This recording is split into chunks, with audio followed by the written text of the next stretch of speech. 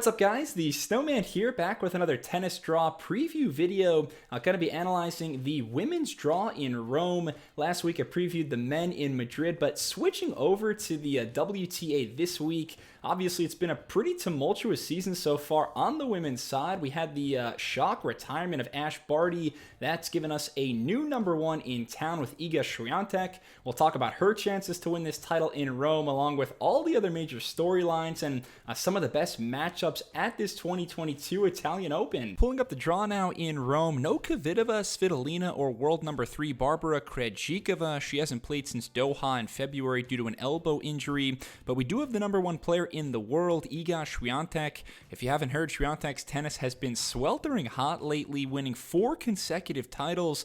Doha, Indian Wells, Miami, and Stuttgart. 3 1,000 level events. Swiatek currently on a 23-match winning streak. The only WTA players with longer win streaks since the year 2000. Venus, Serena, Justine Henin, and Victoria Azarenka. So some pretty elite company for the 20-year-old Pole.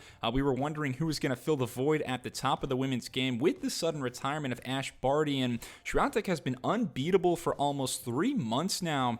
32-2 overall, barely dropping any sets, steamrolling her fellow colleagues in the top 10, players like Sabalenka, Sakkari, KONTAVEIT, Raducanu, and Osaka as well. It doesn't matter, just seems to have taken that next step. Swiatek opting to skip Madrid to give her body some time to recover. All these wins lately equals a very rigorous schedule, so probably a smart way to manage her body. Iga seems to have gotten past whatever psychological issues were plaguing her last year, just absolutely ruthless to match up against. And Swiatek won this final in Rome last year without dropping a game. 6-love over Karolina Pliskova, so she's the favorite. Her draw begins against an American, either Ali Risk or Shelby Rogers. It's worth noting Rogers currently coached by Iga's ex-head coach. Otherwise, in quarter number 1, it's a star-studded section. My eyes go straight to the mouth-watering first-round clash between 2 of the last 3 U.S. Open champions, number 10, Emma Raducanu, and Bianca Andreescu. Raducanu, starting to get more experience on the WTA Tour, seems to have a very positive disposition, learning something new each week. She earned her first clay court match wins of her career in Stuttgart, and then a solid showing in Madrid too. Then for the Canadian Andreescu, she's back on the tour, a couple of appearances in Stuttgart and Madrid. The usual grit and fighting spirit on full display as she bested Danielle Collins. Still needs to work back in the variety to her game, but I think that'll come once she's feeling more comfortable. Any kind of match play is great for BB though.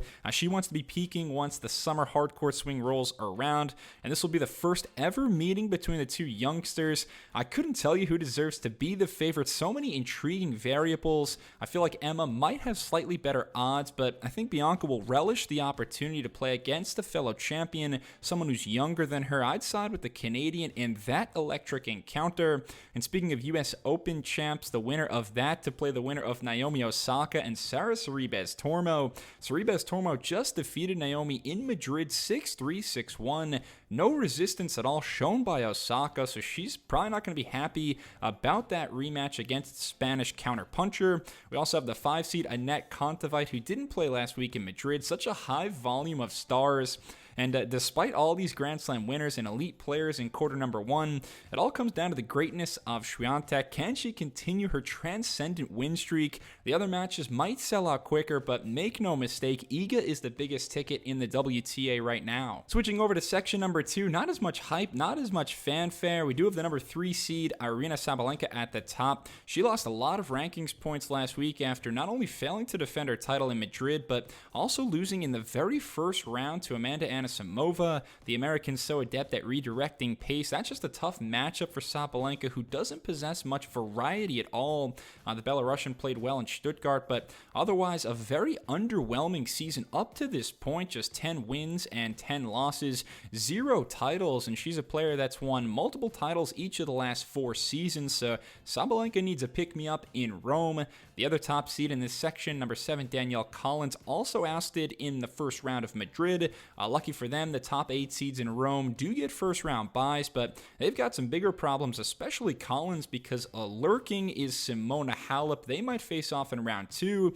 Halep with Patrick Mouratoglou full-time now. That feels like it's going to be a fruitful combination. Semis at Indian Wells, quarterfinal run in Madrid, starting to look like the two-time major winning former world number one that she is. Halep with a stalwart record in Rome. She's made the final of this event 3 of the last 5 years, highlighted by a title week in 2020.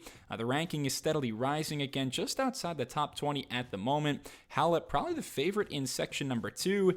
We also have to highlight number 13, Jessica Pegula, coming off a second straight WTA 1000 semifinal last week in Madrid. Actually, she's in the final of Madrid, and yes, she had some injury luck in Miami, but no luck necessary on the clay, up to a career-high ranking of 11. And if she wins her maiden WTA 1000, then I believe she would leap over Collins into the 9th spot, becoming the number 1 ranked American in the world. So that would be a monumental achievement. Pegula much improved in terms of holding serve this season as compared to 2021. The aforementioned Anisimova playing really well, dismantling Vika Azarenka, scoring the huge upset against Sabalenka too. Unfortunately picked up a slight calf injury in the defeat to Alexandrova, hoping Amanda is feeling well because she's been coming on really strong lately. And then playing Madison Keys in the first round. Angelina Kalinina, one to watch for the future. Blew by Muguruza in Madrid, won a tough, gritty back-and-forth affair against Raducanu. Some clutch serves, injects a lot of pace off of both wings, a pretty nice combo of offense and defense. And I'm going to talk about Kalinina more in my French Open preview, but she's a huge threat on clay because of the pace and top spin on her ground strokes. She would be my pick to defeat Keys and set up a tasty second-rounder against Pegula. There's really a handful of women who could make a deep run from this group. Leading the way in section number 3 is the 4 seed at the bottom of your screen, Maria Sakkari. Tough run of form lately for Sakkari, ever since she had that sparkling run to the Indian Wells final where she beat an in-form Paula Badosa. Sakkari's now fallen in 4 of her last 5 matches. Of course, she'll have a lot of points to defend coming up at the French Open after the semifinal run last year. Also, the 8 seed, Garbiñe Muguruza. Really disjointed season for Mugu thus far, a disappointing 5-6 record in 2022, and that's coming off the heels of the 2021 WTA Finals trophy in Guadalajara. We expected to see more greatness, but just not a whole lot of rhythm for Muguruza. Upset early in Madrid by Kalinina. Somehow she's the 5th leading favorite to win Roland Garros at the moment, but I just don't see it right now. Too many unforced errors, not enough rally endurance.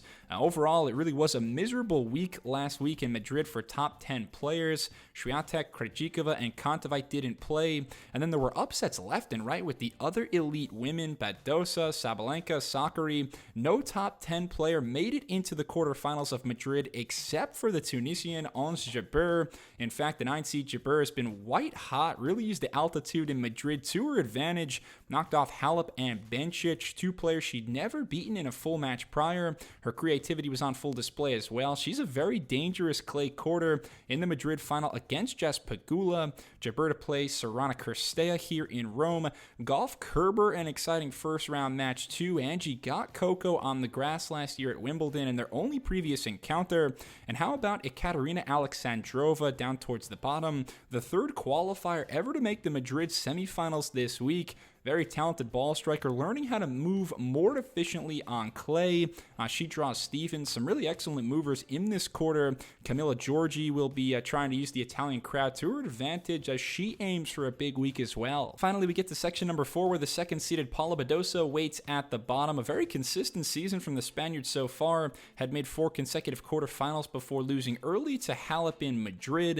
And it'd be pretty shocking to me if Badosa doesn't have at least a semifinal run at either Rome or Roland Garros. Interestingly enough, this will be the first time in her career that Badosa is playing at the Italian Open. And when you think about it, she's only been a noteworthy player on the tour for about a couple of years now. Maybe not as rapid of an ascension as a Raducanu or an Andreescu or Osaka, but Badosa still relatively fresh on the scene. Just her 15th WTA 1000 main draw, and again, her first ever appearance in Rome.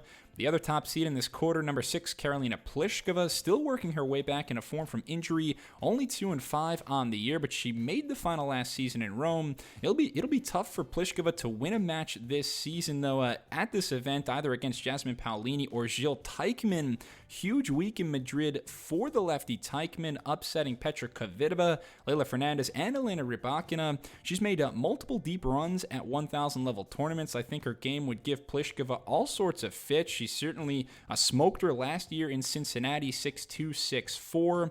Number 11, Yelena Ostapenko in this section. Some more really entertaining first rounders then with Pavlyuchenkova and Fernandez and Kazatkina Zidanchek.